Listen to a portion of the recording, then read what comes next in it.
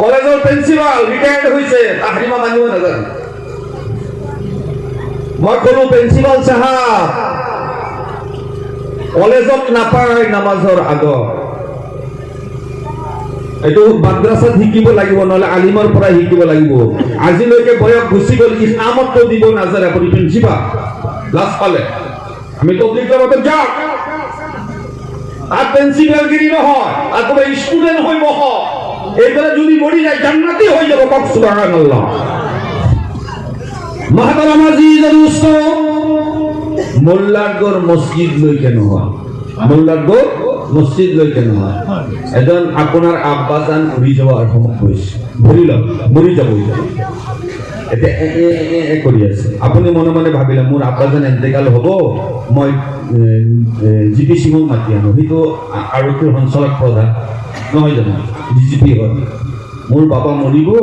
আজৰাইলে কষ্ট দিব নোৱাৰিব মোৰ বাবা এই জিপি সিংক আনি জিপি সিং থিয় হৈ আছে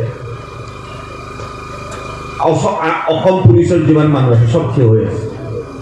battalion commandant 1 commandant 2 commandant 3 battalion 3 battalion 4 battalion 5 battalion 6 battalion যিমান আছে আৰু 45 বেটা 101 লৈকে সব বেটেলিয়ন আপোনাৰ বাবা চাৰিওফালে লৈ আছে আপোনাৰ বাবা যেতিয়া মৰাৰ সময়ত ই কৰে সব খাসাৰে বন্দুক উঠায় আৰু আজৰাইলে ভয় কৰিব নেকি আজৰাইলে জিপি সিং মানে নেকি নৰেন্দ্ৰ মোদী হেমন্ত বিশ্ব শৰ্মা জয়ন্ত মল্ল চন্দ্ৰমোহন পাটোৱাৰী কাম হ'ব কিন্তু তাতোকৈ ডাঙৰ অফিচাৰ এজন সেই অফিচাৰজনৰ কথা কম মই সেই অফিচাৰ হ'ল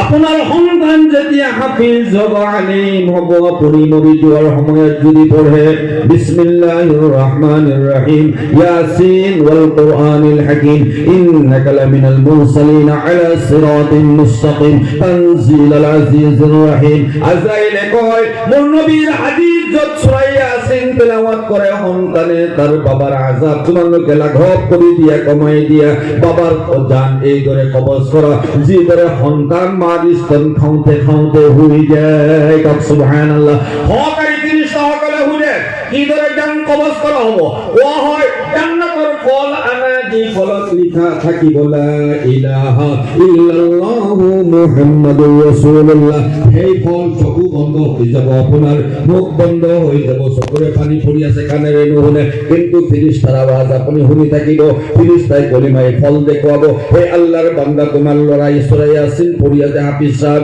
এই সোয়া ফলৰ ফলে লক্ষ্য কৰা ফলত লিখা থাকিব কলিমা এই কলিমা পঢ়ি পঢ়ি ফলৰ ভোগান তাৰ নাকত যাব হওঁতে হওঁতে ফলৰ ভোগান লওঁতে লওঁতে তাৰ প্ৰাণবায়ু উঠি আহি তাৰ পৰা ওলাই প্ৰাণবায়ু ওলাই গৈ আজৰাইল আলাইহিস সালামৰ হাতত আহিব মহতৰম আজিজ দোস্ত মাৰি স্তন খাওঁতে খাওঁতে সন্তান যিভাৱে টোপনি যায় সেইভাৱে আপোনাৰ জান কবজ কৰা হ'ব তেনেহ'লে বুজা গ'ল মোল্লাৰ দৰ মছজিদ লৈকে নহয় মোল্লাৰ দৌৰ আপোনাৰ মৌত লৈকে মোল্লাৰ দৌৰ আপোনাৰ মৌত লৈকে আপোনাৰ মৌতৰ সময় কোনো বাচাব নোৱাৰে আপোনাৰ সন্তান যদি হাফিজ আল্লাহৰ কসম আপোনাৰ সন্তানে আপোনাৰ মৌতৰ সময় শাস্তিৰ পৰা আপোনাক কমাই দিব পাৰিব আছে কওক সুবহানাল্লাহ সুবহানাল্লাহ আৱাজ দি নকয় মৌ সোমাই যাব নেকি জোৰে কওক সুবহানাল্লাহ মহতৰম আজিজ দোস্ত মনে মনে ভাবিছে মোল্লাৰ দৰ মছজিদ নহয় আপোনাৰ জানাজা পঢ়োৱাৰ সময়ত সিনাৰ সন্মুখত আপোনাৰ সন্তান আল্লাহু আকবার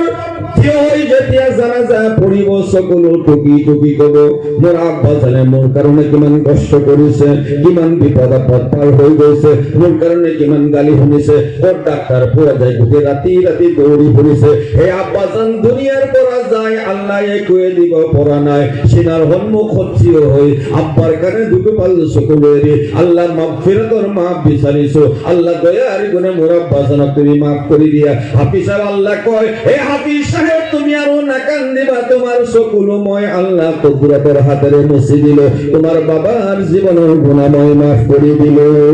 সুবহানাল্লাহ তেনেহলে বুজা গ'ল মোল্লাৰ দৰ মছজিদ লৈকে নহয় মোল্লাৰ দৰ আপোনাৰ জানাজা লৈকে ভাবিছে গালি পোৱা মুন্সি প্ৰশ্ন এটাৰ মনে আপুনি যেনে ধৰণৰ মানে আপোনাৰ ব্ৰেইন যেনে ধৰণ আপুনি মনে মনে আপোনাৰ পাল্লা দি পেলাই গোটেই দুনিয়াৰ মানুহক আপুনি জোখা-জোখি নকৰিব। এটা আছে ইমানদাৰৰ পাল্লা আৰু এটা হ'ল বেঈমানৰ পাল্লা। আপুনি যদি দেখে এজন মোল্লাটোৰ মছজিদ লাগে তেনেহ'লে আপোনাৰ পাল্লাটো হ'ল বেঈমানৰ পাল্লা। এজন ইমানদাৰে কমচে কম এজন আলিম অগ্ৰস্থানৰ সন্মুখ দি গ'লে তবলিগ জামাত মাদ্ৰাছাৰ ছাত্ৰ আল্লাহ ফালৰ পৰা ঘোষণা হয় কবৰ আযাব কবর ফেরেশতা কবর আযাব বন্ধ করে দিয়া মোৰ এই মাদ্ৰাছাৰ ছাত্ৰ হকাৰী আলিম যেতিয়ালৈকে কবৰস্থান পাৰ হৈ 40 কদম দূৰলৈ নাযায় তেতিয়ালৈকে কবর আযাব বন্ধ ৰাখা। সুবহানাল্লাহ। খুশি পাইছে আপোনাৰ এজন আলিমক আপুনি। এতিয়া জানাজা হৈ গ'ল, খবৰ দিয়া হ'ল, খবৰৰ সন্মুখত থিয় হৈ